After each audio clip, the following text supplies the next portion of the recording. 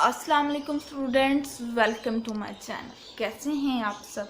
उम्मीद करती हूँ सब खैरियत से होंगे और अपने एजुकेशंस को भरपूर तरीके से एंजॉय कर रहे होंगे, अपने घर वालों का बहुत ज़्यादा ख्याल रख रहे होंगे। तो जी स्टूडेंट्स, आज हम पढ़ने जा रहे हैं क्लास 4 की साइंस की बुक, और इसका जो आज का जो हमारा टॉपिक है वो है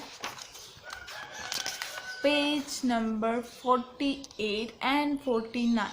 अब पेज नंबर 48 में हम लोग क्या पढ़ेंगे? हम लोग थोड़ा सा इन्वायरमेंट के बारे में पढ़ेंगे, कुछ एक साइंटिस्ट से रिलेटेड पढ़ेंगे, फिर how living thing protect themselves, यानी कि जितनी भी लिविंग थिंग्स हैं वो अपने आप को कैसे महफूज करती हैं, फिर डीलिंग विद टेम्परेचर वेरिएशन पढ़ेंगे। 48 एंड 49 पढ़ेंगे बेसिकली। ठीक है जी, तो पहले हम लोग देख लेते हैं, अपना इन्वायरमेंट वॉच कर लेते हैं, अपना इर्द गिर्द का माहौल वॉच कर लेते हैं। तो देखिए, ग्रीन लीव्स में फूड बाय फोटोसिंथेसिस। अब जो जितने भी पौधे हैं वो अपना फूड किस तरह से बनाते हैं? वो अपना फूड फोटोसिंथेसिस के प्रोसेस के थ्रू बनाते हैं। Photo means light and synthesis means putting together. अब फोटो का मतलब क्या होता है? लाइट, और साइंथिसिस का मतलब क्या होता है? Putting light. तो बन गया क्या? Photosynthesis. The chlorophyll in the leaf traps the energy from the sunlight. अब जो क्लोरोफिल जो होता है, क्लोरोफिल जो लीव्स में पाया जाता है, वो ट्रैप करता है वो एनर्जी को जो कि सनलाइट से आ रही होती है पौधे में। This energy is then use to combine water, carbon dioxide and minerals to make food. अब ये जो हमने जो प्लांट ने सनलाइट के थ्रू इनसे एनर्जी ली थी, इसको सनलाइट की एनर्जी ट्रैप की थी, ठीक है। अब वो एनर्जी किस तरह से यूज़ की प्लांट ने उस अपना फूड बनाने के लिए? उसने कंबाइन किया किसको? वाटर को, कार्बन डाइऑक्साइड को और मिनरल्स को। जब कंबाइन किया तो उसकी खुराक बन गई, उसने अपना फूड खुद बना लिया। Rays of sunlight can not get through to the leaf if it is dry. अब जो सनलाइट की जो रेस होती हैं वो लीफ में नहीं जाती अगर लीफ ड्राई होगा। In our cities today there is a lot of dust, smoke and other kind of pollution. अब सिटीज़ को देख लीजिए, ठीक है, आप इस्लामाबाद को देख लीजिए, तो जहाँ पर बहुत ज़्यादा हमारा इन्वायरमेंट में पोल्यूशन फैल गई है, डस्ट हो गई है, स्मोक हो गई है और डिफरेंट टाइप ऑफ पोल्यूशन फैल गई हैं। The pollution in the air caused the leaves of plants so they can not breathe. अब जो पोल्यूशन है जो एयर में फैल गई है, ठीक है, ये जो लीव्स को, प्लांट्स को, उनको ब्रीथ करने में प्रॉब्लम दे रही है। This is bad news for plants and bad news for us too. अब ये बुरी खबर प्लांट्स के लिए तो है, लेकिन हमारे लिए भी है, क्योंकि हमारे लिए भी प्लांट्स बहुत अहम किरदार अदा करते हैं। Healthy plant produce oxygen that our bodies need. अब जो एक हेल्दी प्लांट होगा वो ऑक्सीजन प्रोड्यूस करेगा और जो कि हमारी बॉडी को चाहिए होता है। Keep your environment clean. If you wash the leaf of a dirty plant you will help it to grow strong and healthy. अब आप अपने इन्वायरमेंट को क्लीन कैसे कर सकते हैं? आप लीव्स को, जो डर्टी प्लांट के लीव्स होते हैं, उसको वॉश करें ताकि आप उसको स्ट्रॉन्ग और हेल्दी बना सकें। और अगर वो स्ट्रॉन्ग और हेल्दी होगा तो आपके पास ऑक्सीजन भी स्ट्रॉन्ग एंड हेल्दी आएगी। तो फिर अब चलते हैं हम एरिस्टोटल की तरफ, साइंटिस्ट। अब एरिस्टोटल कौन था? एरिस्टोटल ये कौन था? ये एक साइंटिस्ट था, ये एक ग्रीक साइंटिस्ट था।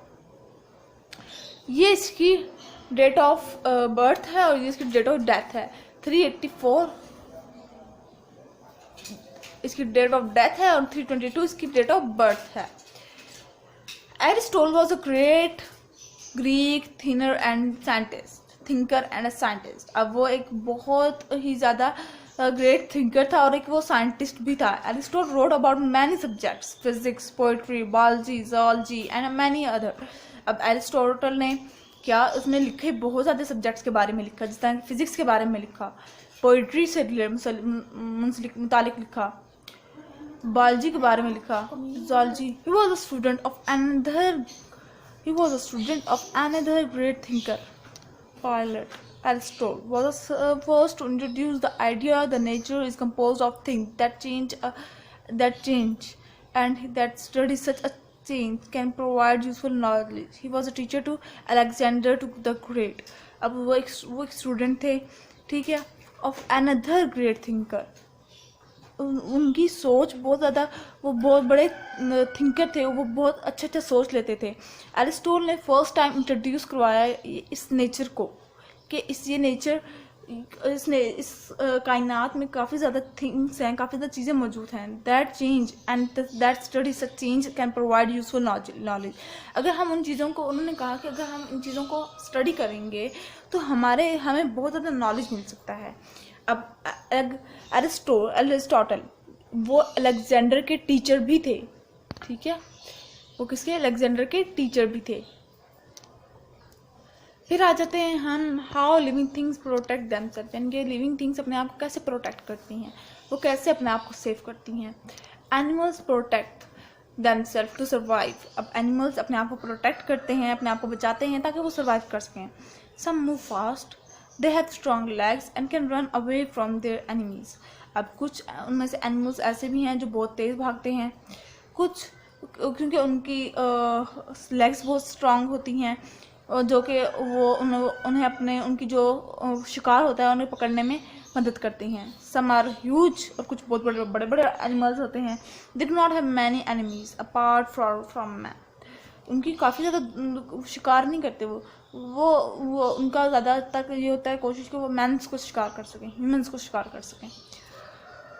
सम हाइड, कुछ छुपे रुस्तम होते हैं, यानी कि बहुत छुपे छुपे रहते हैं। Animals like zebra, many type of fish, insects and parakeet are can hide because of their colours. कुछ ऐसे भी होते हैं जो कि छुप जाते हैं, जिस तरह कि ज़ेब्रा, फिश, इंसेक्ट्स, पार्केट्स, क्योंकि वो अपने कलर्स की वजह से छुप जाते हैं। For example an arctic fox is white. अब वो जो फॉक्स होती है वो सफ़ेद कलर की होती है, जो आर्टिक उसमें रहती है। It can not be seen easily against the snow. अगर वहाँ पर, अगर उस उन इलाकों में कहीं पर स्नो फॉल हुई भी हो, तो ये जो होते हैं ना फॉक्स, वाइट फॉक्स, ये आसानी से नज़र नहीं आते क्योंकि स्नो में जाकर छुप जाते हैं, ठीक है। ये देखिए कैक्टस, पफर फिश और arctic fox. Plants protect themselves too. अब प्लांट अपने आप को भी महफूज करते हैं। सम ग्रो स्पाइक्स और Tons, other have bitter leaves और पॉइजनस बेरीज।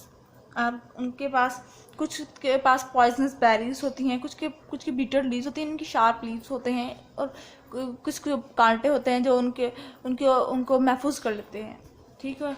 अब आते हैं हम पेज नंबर 49 पे। डीलिंग विद टेम्परेचर वेरिएशन, यानी कि हम अपने अब डील करेंगे टेम्परेचर को। Cold blooded animals take the temperature of their surrounding, यानी कि जितने भी कोल्ड ब्लडेड एनिमल्स हैं वो टेम्परेचर लेते हैं वो अपने इर्द गिर्द के सराउंडिंग से। They are hot when their temperature is hot. अब वो गर्म हो जाते हैं जिस टाइम उनका टेम्परेचर गर्म होता है, उनका इर्द गिर्द का एनवायरनमेंट गर्म होता है। And cold when their environment is cold. अब वो ठंडे तब हो जाते हैं जिस टाइम उनका एनवायरनमेंट कोल्ड होता है। Snakes, lizards, crocodile and frog are cold blooded animals. अब स्नेक, लिजर्ड और क्रोकोडाइल और फ्रॉग ये कोल्ड ब्लडेड एनिमल्स हैं। Their body temperature changes with the outside temperature. अब उनकी जो बॉडी का जो टेम्परेचर होता है वो चेंज हो जाता है उनके इर्द गिर्द के टेम्परेचर से। When it is very cold and there is no food around during in winter month, these animals go to sleep.